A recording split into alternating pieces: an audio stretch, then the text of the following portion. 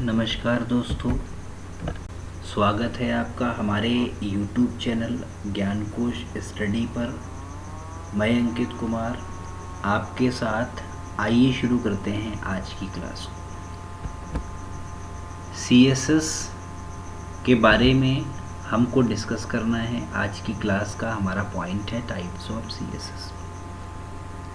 CSS की last video में हमने CSS का इंट्रोडक्शन और CSS क्यों महत्वपूर्ण है इसके विषय में सीखा था। तो उम्मीद है आपको CSS के विषय में समझ में आया होगा। आइए आज पढ़ते हैं CSS के प्रकार। हम अपनी HTML वाली कोडिंग के साथ CSS का प्रयोग कैसे करेंगे या कितनी तरीके से करेंगे, ये दर्शाता है CSS के टाइप में। CSS का टाइप 3 अलग अलग पार्ट में बटा हुआ है या 3 अलग अलग पार्ट में यूज़ किया जा सकता है। पहला है इनलाइन, दूसरा है इंटरनल और तीसरा है एक्सटर्नल। मतलब हम अपने HTML की कोडिंग का जो पेज है या HTML की जो कोडिंग है उसके साथ में CSS की कोडिंग अगर प्रयोग करनी है तो कैसे करेंगे। तो HTML कोडिंग के साथ में CSS की कोडिंग को क्यों यूज़ करेंगे, ये तो हम जानते हैं कि अपने वेब पेज को आकर्षक बनाने के लिए। कैसे करेंगे या उसके प्रकार कितने हैं वो यहाँ पर दिया गया है।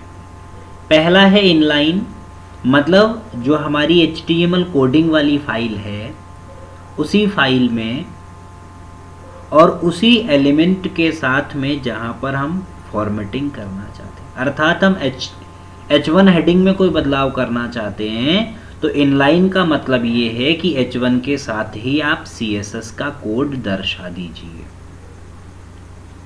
दूसरा है जिसको हम इंटरनल कहते हैं।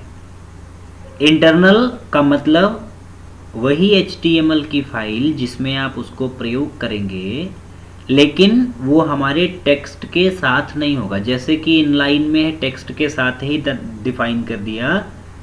इंटरनल का मतलब है कि टेक्स्ट आपका जहाँ पर भी रहेगा उससे कोई फर्क नहीं पड़ता। जो CSS का कोड होगा वो टॉप पर रहेगा हेड टैग के बीच में। और तीसरा और सबसे महत्वपूर्ण और सबसे ज़्यादा प्रयोग किया जाने वाला एक्सटर्नल है। इसमें CSS कोडिंग जहाँ लिखी है उसकी एक अलग फाइल बनेगी और HTML की एक अलग फाइल बनेगी। CSS की जो फाइल है उसमें सिर्फ फॉर्मेटिंग या डिज़ाइनिंग से संबंधित कोड रहेंगे जिनको HTML फाइल के साथ लिंक कर दिया जाएगा। तो CSS वाली फाइल में जो भी बदलाव करेंगे उसका प्रभाव HTML वाली फाइल पर पड़ेगा। आइए इसको समझते हैं डिटेल में। आइए शुरू करते हैं इनलाइन से। इनलाइन का मतलब आप समझ रहे हैं। इनलाइन का मतलब लाइन में, मतलब जिस लाइन में HTML की कोडिंग लिखी है उसी लाइन में आप CSS की कोडिंग का प्रयोग कर सकते हैं। स्टाइल एट्रीब्यूट की मदद से आप बदलाव कर सकते हैं। कैसे, इसको आइए उदाहरण से समझते हैं। यहाँ पर इनलाइन में एग्जाम्पल दिया है हमने यहाँ पर HTML टैग दिया, हेड दिया है, टाइटल में टाइटल दिया है, हेड टैग को बंद कर दिया। बॉडी लिखा है, H1 से हमने हेडिंग लिखी है और आप देखिए H1 में HTML अभी तक आपने पढ़ा तो उसमें सिर्फ अलाइन एट्रीब्यूट का प्रयोग होता है। यहाँ पर H1 में CSS का स्टाइल जोड़ दिया गया। स्टाइल टैग है, एट्रीब्यूट के रूप में यूज़ हो रहा है। Style equal to colour, colour कैसा रहेगा, येलो रहेगा। तो उसका प्रभाव दिस इज अ हेडिंग, पहली हेडिंग पे पड़ेगा जो कि आउटपुट के रूप में आप देख रहे हैं। दूसरी में दूसरा पैराग्राफ P है जिस पर हमने कलर ब्लू दे दिया, दिस इज अ पैराग्राफ। अब HTML में क्या होता था कि आपको पैराग्राफ का कलर चेंज करना है, आपको फॉन्ट टैग का प्रयोग करना होता था। फॉन्ट में कलर एट्रीब्यूट, कलर का नाम, फॉन्ट को बंद करना पड़ता था। लेकिन उतना ना लिखना पड़े, इसीलिए CSS में सिर्फ स्टाइल कलर कॉलन ब्लू इस तरीके से दे दिया। देखिए कलर ब्लू है। तो ये तो बात हो गई इनलाइन की। देखिए वहीं पर इनलाइन का मतलब उसी लाइन में जिस लाइन में आपका टैग लिखा हुआ है। आइए चलते हैं दूसरे टाइप पर, इंटरनल। इंटरनल का मतलब आंतरिक है। आंतरिक का मतलब कि HTML की जो फाइल है उसी फाइल में CSS की कोडिंग रहेगी, परंतु टॉप पर रहेगी।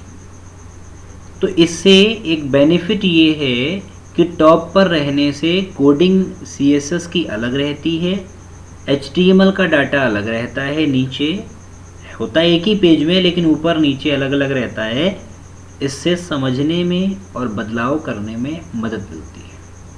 इनलाइन में थोड़ी डिफ़िकल्ट होता है, जब थोड़ा छोटा वेब पेज है, छोटी थोड़ी कोडिंग है तो इनलाइन में कोई दिक्कत नहीं है। लेकिन जब कोडिंग बड़े स्तर पर पहुंचती है वेबसाइट बनाने के समय पर, तब इनलाइन में दिक्कत आती है। इंटरनल में थोड़ी कम दिक्कत आती है लेकिन कम, क्योंकि वो उसी में होता है। जब ज़्यादा कोड हो जाता है तो ज़्यादा कंजेस्टेड हो जाता है।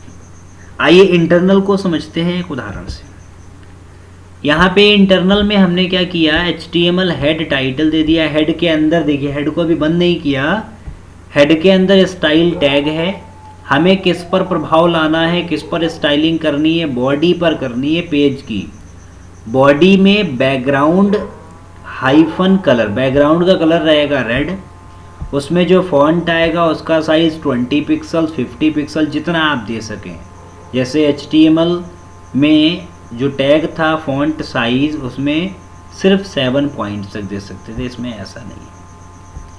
कलर ब्लू है, एक ही लाइन में डिफाइन कर दिया। ये पूरा काम आपका होगा बॉडी पर, बॉडी में जो भी आप लिखेंगे उसमें इस स्टाइल का प्रभाव पड़ेगा। और उसके बाद यहाँ पर H1 दिया गया है। H1 में कलर येलो है, मार्जिन लेफ्ट है और 10 पॉइंट का है, लेफ्ट से 10 पॉइंट का मार्जिन है। तो अब आप देखेंगे कि यहाँ पर H1 में जो दिया गया है, जहाँ जहाँ H1 हेडिंग देंगे आप, वहाँ वहाँ यही कलर स्टाइल आएगा, यही लेफ्ट मार्जिन आएगा। आपको बार बार डिफाइन नहीं करना। स्टाइल बंद हो गया, हेड बंद हो गया, ये सेपरेट हो गया। नीचे बॉडी में आप पूरा फॉर्मेटिंग करेंगे तो देखिए पहली H1 में जो हेडिंग दी है, येलो से H1 का फॉर्मेट किया, येलो से आ रहा है आउटपुट में। बैकग्राउंड का कलर रेड है तो देखिए रेड आ रहा है। फॉन्ट साइज़ 20 है तो P से जो हेलो लिखा है वो देखिए 20 साइज़ के हिसाब से यहाँ पर आ रहा है। तो ये इंटरनल का उदाहरण है, इसका भी प्रयोग हम कर सकते हैं। वो हमारे ऊपर निर्भर करता है कि हम किस तरीके से प्रयोग करना चाहते हैं। आइए तीसरा टाइप देखते हैं, एक्सटर्नल। सबसे ज़्यादा प्रयोग होने वाला टाइप है। इसमें फ़ायदा ये होता है कि हमको आसानी से दोनों फाइलें अलग अलग समझ में आती है। तो जो अलग फाइल बनेगी CSS की, वो वैसी टेक्स्ट फाइल होगी जैसे HTML की होती है, जो कि नोटपैड या ड्रीम वीवर में बना सकते हैं। CSS फाइल में HTML का कोई डाटा नहीं रखा जाता है, सिर्फ CSS के फॉर्मेटिंग स्टाइल होंगे जिस फाइल को .css एक्सटेंशन नेम से सेव करा जाएगा। और HTML का पेज अलग बनेगा, दोनों को आपस में लिंक कर दिया जाएगा। कैसे लिंक करेंगे आइए देखें। पहली फाइल हमारी फर्स्ट फाइल CSS फाइल है, जिसमें बॉडी के लिए बैकग्राउंड कलर दिया है लाइट ब्लू और कलर दिया है टेक्स्ट का रेड, फॉन्ट साइज 20 पिक्सल दिया है। बॉडी के लिए ये फॉर्मेटिंग है, H1 के लिए कलर नेवी है, मार्जिन लेफ्ट है 20 पिक्सल का और H1 की जो हेडिंग है उसका बैकग्राउंड रहेगा ब्लू। तो यहाँ पर HTML में ऐसा संभव नहीं था कि किसी भी लाइन के बैकग्राउंड में कलर ले आएं, लेकिन CSS की मदद से ऐसा संभव है। ये CSS की फाइल बन गई, इसको हम किसी भी नाम से .css से सेव कर देंगे। मान लीजिए हमने CSS की फाइल फॉर्मेट .css से सेव कर दी। अब यहाँ पे HTML की सेकंड फाइल बनाएंगे नोटपैड में, तो हमको लिंक नाम का टैग प्रयोग करना पड़ेगा, हेड में रखा जाता है। लिंक है, इसका रिलेशन है स्टाइल शीट, क्योंकि ये स्टाइल शीट है। टाइप कैसा है, टेक्स्ट CSS का है। और उसके बाद HREF में, HREF मतलब इसको लिंक करना है ना, आपने जैसे एंकर टैग पढ़ा था ए वाला हाइपर लिंक के लिए, तो इस वाली फाइल का लिंक बना रहे हैं फॉर्मेट जो हमारी पहली फाइल CSS की उससे, format.css। तो सेकंड फाइल HTML वाली पहली फाइल CSS वाली से लिंक हो गई। तो जब लिंक हो जाएगी तो पहली वाली फाइल में जो भी बदलाव आप करेंगे या जो भी फॉर्मेटिंग आपने की है उसका प्रभाव देखिए नीचे वाले पे पड़ रहा है। H1 में एक्सटर्नल सेपरेट लिखा है, देखिए वो कलर आ रहा है नेवी से, ब्लू से, बैकग्राउंड ब्लू है, कलर टेक्स्ट का नेवी है, मार्जिन 20 पिक्सल का है, देखिए लेफ्ट से 20 पिक्सल छूट कर आ रहा है। वैसे ही बॉडी का कलर देखिए लाइट ब्लू है, लाइट ब्लू आ रहा है, कलर रेड आ रहा है, देखिए टेक्स्ट का फॉन्ट साइज 20 आ रहा है। इस तरह से हम अलग अलग तरीके से इसको प्रयोग कर सकते हैं। तो यहाँ पर हमने तीनों प्रकार की जो टाइप हैं CSS से उसको देखा है, समझा है। अब हम नेक्स्ट वीडियो में आपको बताएंगे कि किस तरीके से आप इनका प्रयोग करेंगे और किस तरीके से इस पर काम करेंगे। तो बने रहिएगा हमारी अगली वीडियो में। तब तक के लिए नमस्कार। लाइक करिए, पसंद आई हो तो शेयर भी कीजिए।